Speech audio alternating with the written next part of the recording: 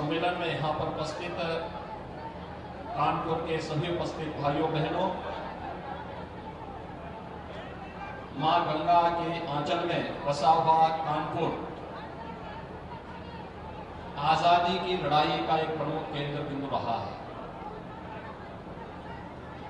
और इसलिए उत्तर प्रदेश ही नहीं, देश के इस प्रथम औद्योगिक नगर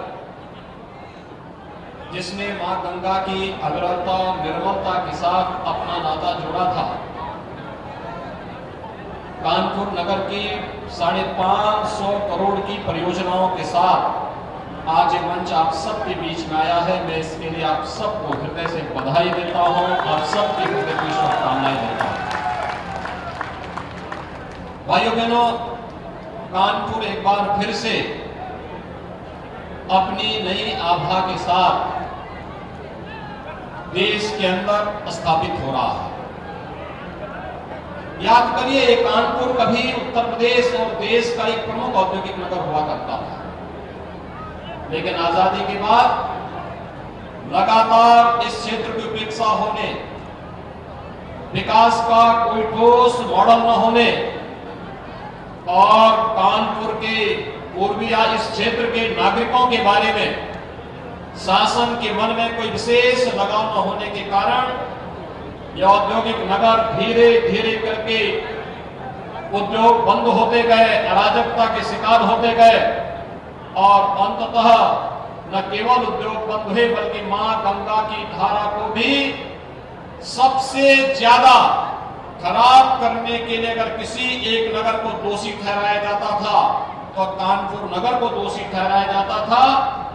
लेकिन आज हम आभारी हैं प्रधानमंत्री मोदी जी के नमामि गंगे परियोजना के कारण आज कानपुर का सीसा मऊ नाला, जो कभी 14 करोड़ लीटर सीवर प्रतिदिन गंगा मैया में उड़ेलता था, आज उसे नमामि गंगे परियोजना के माध्यम से राज्य सरकार ने पूरी तरह बंद करके एसटीपी के अंदर डाल दिया है।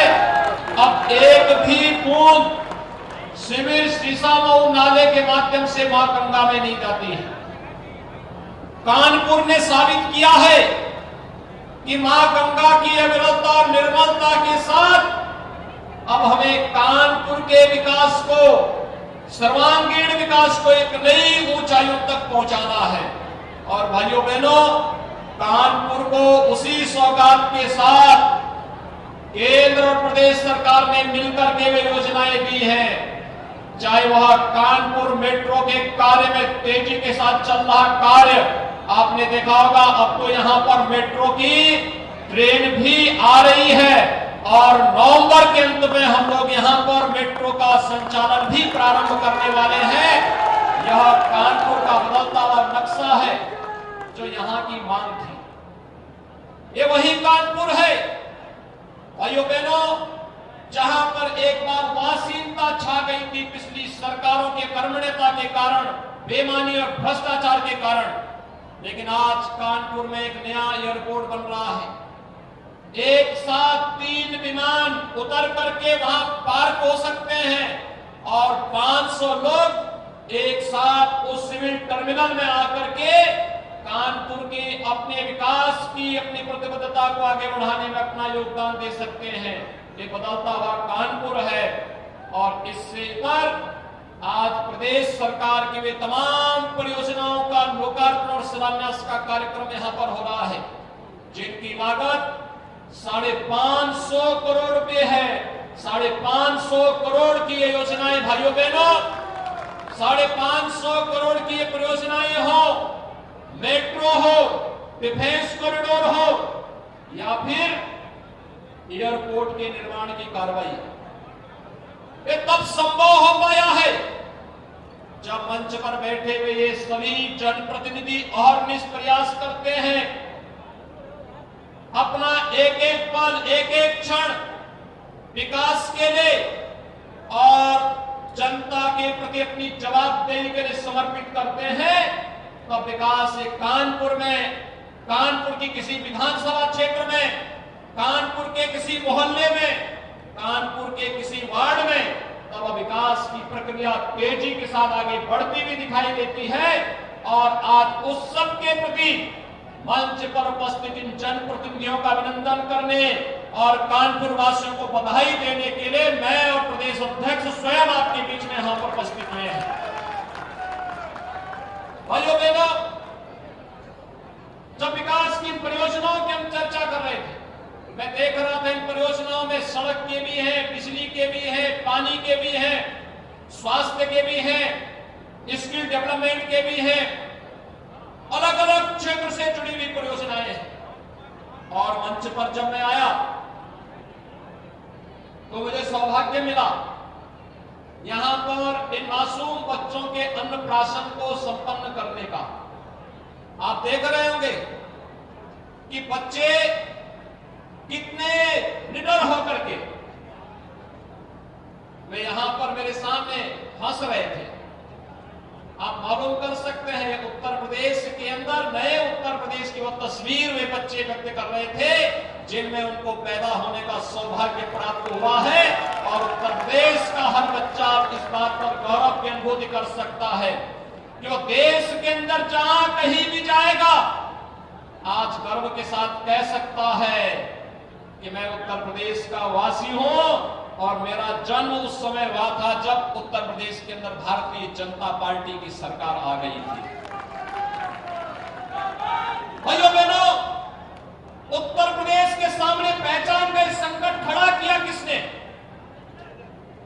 उन लोगों ने जिन लोगों ने पेशेवर अपराधी और माफियाओं के सामने गिरवी रख दी थी प्रदेश की स्थिति को, प्रदेश के विकास को, और देखते ही देखते देश का सबसे जिस उत्तर प्रदेश को बाबा विश्वनाथ के पावन धाम को स्थापित करने का सौभाग्य प्राप्त हुआ था और जिस उत्तर प्रदेश में मां गंगा गंगोत्री से लेकर के गंगा सागर तक की सबसे अधिक दूरी तय करती है, उस उत्तर प्रदेश के अंदर गौरव की अनुभूति करने की बजाय एक समय उत्तर प्रदेश के नौजवानों के सामने पहचान का संकट खड़ा हुआ था।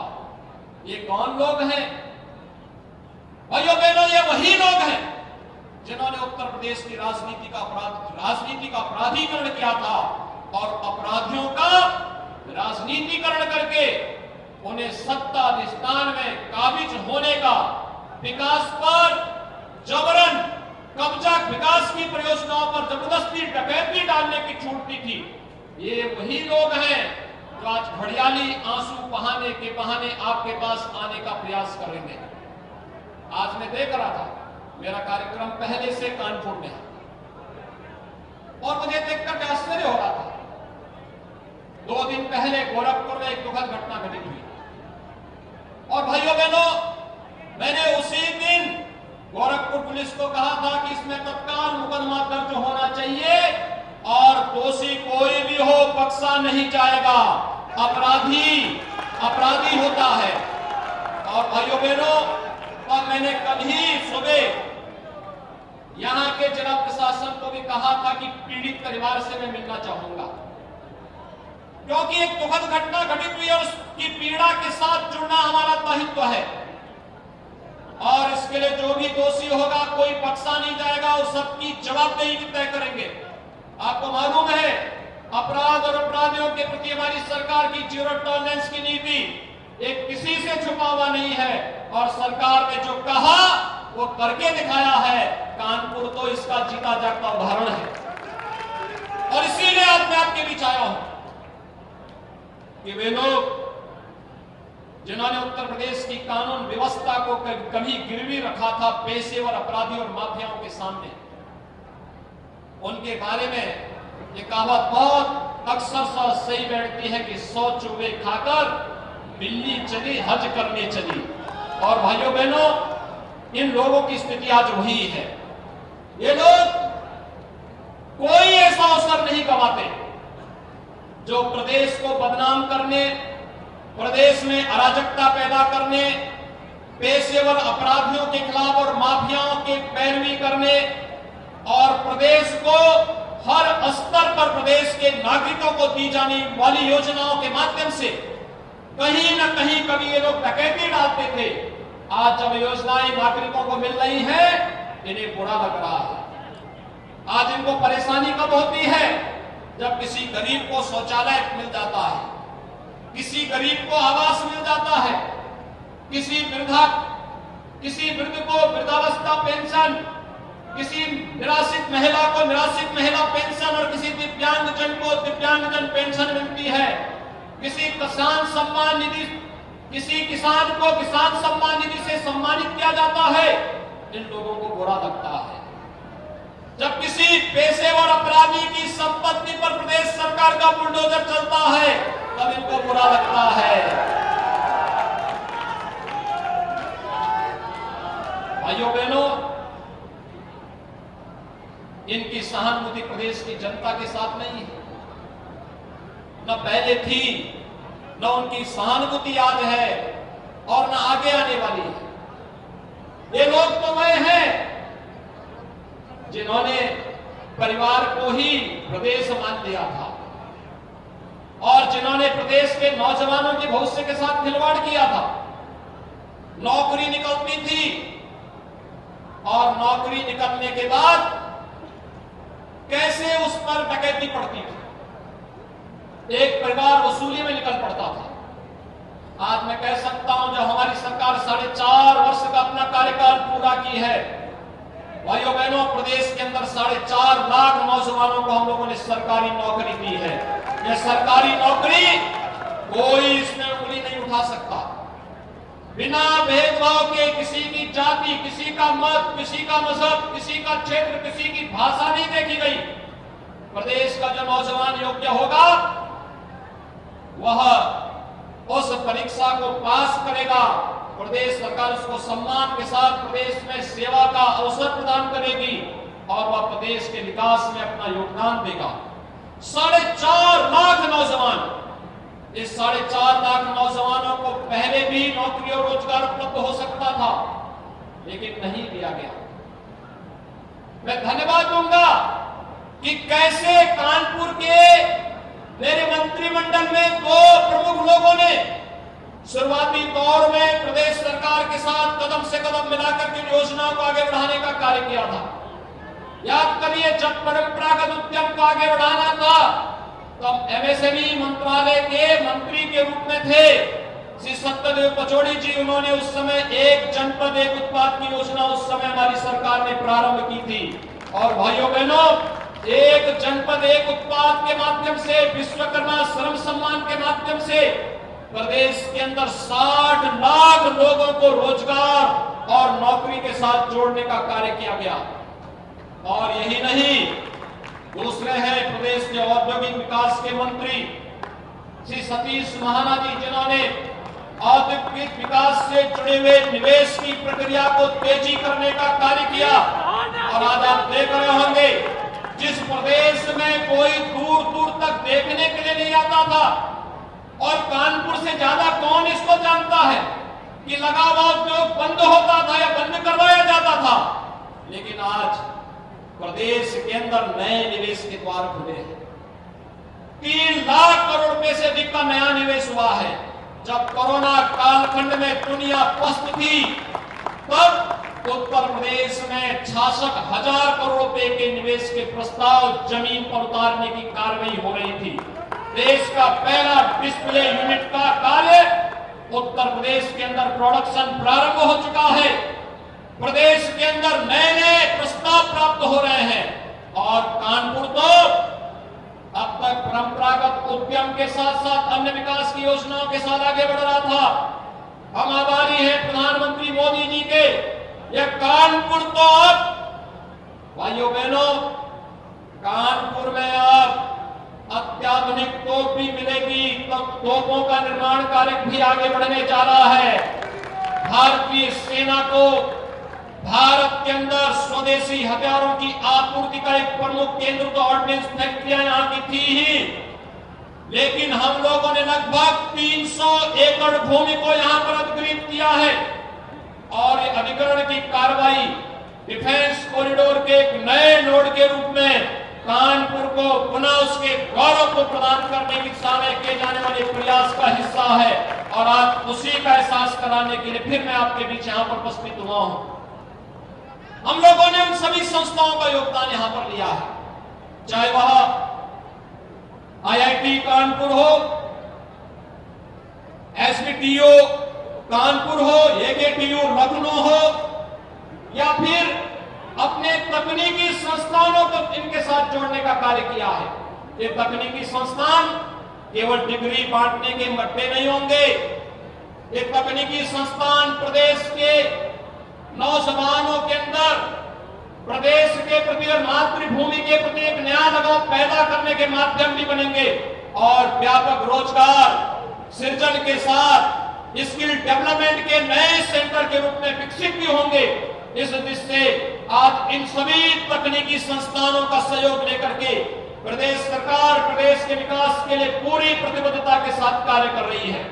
लेकिन भाइयों बहनों, मैं आप सबसे कहने के लिए आया हूं, मैं धन्यवाद दूंगा अपने प्रदेश, इस क्षेत्र के और इस जनपद के अपने स्थानीय यूनिट को, जिन्होंने यहां पर तेजी के साथ यहां के जनप्रतिनिधियों के साथ मिलकर के विकास के इन कार्यों को आगे बढ़ाने का कार्य किया।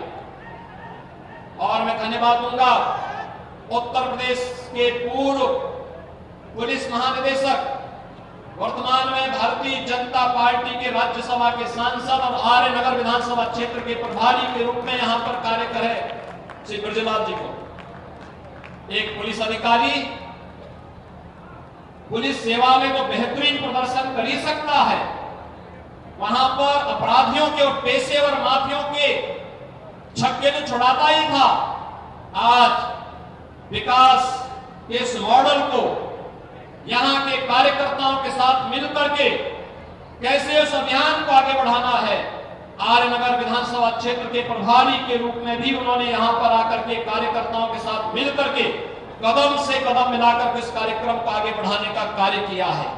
भाइयों बहनों, श्री सलील बिश्नोई जी यहां पर पहले से कार्य कर रहे हैं और तमाम अन्य कार्यकर्ता जिन्होंने पहले से ही अपना पूरा समय विकास के इस अभियान को समर्पित किया है।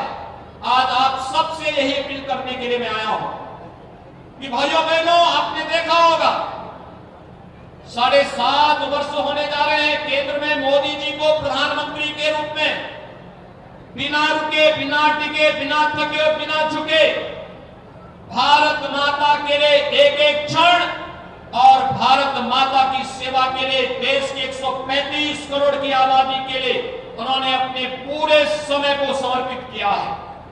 और भाइयों बहनों, आप सबके आशीर्वाद से पिछले 4.5 वर्ष के दौरान हमारी सरकार ने भी बिना रुके, बिना झुके, बिना टिके और बिना हटे उत्तर प्रदेश के विकास के लिए अपना एक एक क्षण समर्पित किया है। उत्तर प्रदेश के 24 करोड़ लोगों के विकास के लिए अपना समय समर्पित किया है। आज मैं आप सबका आह्वान करने के लिए आया हूं, सरकार विकास के लिए प्रतिबद्ध है, सरकार सुशासन के लक्ष्यों को प्राप्त करने के लिए पूरी तरह प्रतिबद्ध है। सरकार प्रदेश के अंदर बेहतर कानून व्यवस्था को स्थापित करने के लिए पूरी प्रतिबद्धता के साथ कार्य कर रही है। और प्रदेश सरकार प्रदेश के नौजवानों के लिए, प्रदेश के किसानों के लिए, प्रदेश की महिलाओं के लिए, प्रदेश के प्रत्येक वर्ग के कल्याण के लिए पूरी ईमानदारी और पूरी प्रतिबद्धता के साथ कार्य कर रही है। मेरा आप सबसे अपील होगा, विगत 4.5 वर्ष के अंदर आपने बदलते हुए उत्तर प्रदेश को देखा है।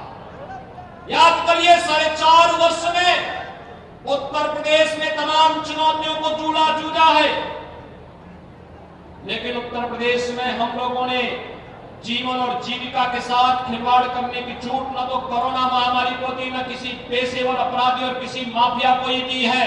और भाइयों बहनों, आज मैं आप सबसे ये अपील करने के लिए आया हूं, जो लोग आज घड़ियाली आंसू बहाने के लिए आपके पास आएंगे, ये वही लोग हैं जिनके समय में हर तीसरे दिन प्रदेश में एक बड़ा दंगा होता था, जिनके समय में कानपुर भी उससे छूटा नहीं था, और इन्होंने सीए के दौरान भी कानपुर को दंगों की आग में झोंकने का कार्य किया था। तब हम लोगों ने कहा था कि अगर दंगा करोगे तो 7 पीढ़ियों को भी लिख के छोड़ना कि 7 पीढ़ियों तक उसकी भरपाई भी करनी पड़ेगी, इस बात को नोट कर लेना। और भाइयों बहनों, आज मैं आप सबसे ही कहने के लिए आया हूं, प्रदेश सरकार सुरक्षा का बेहतरीन मॉडल आपको दे रही है।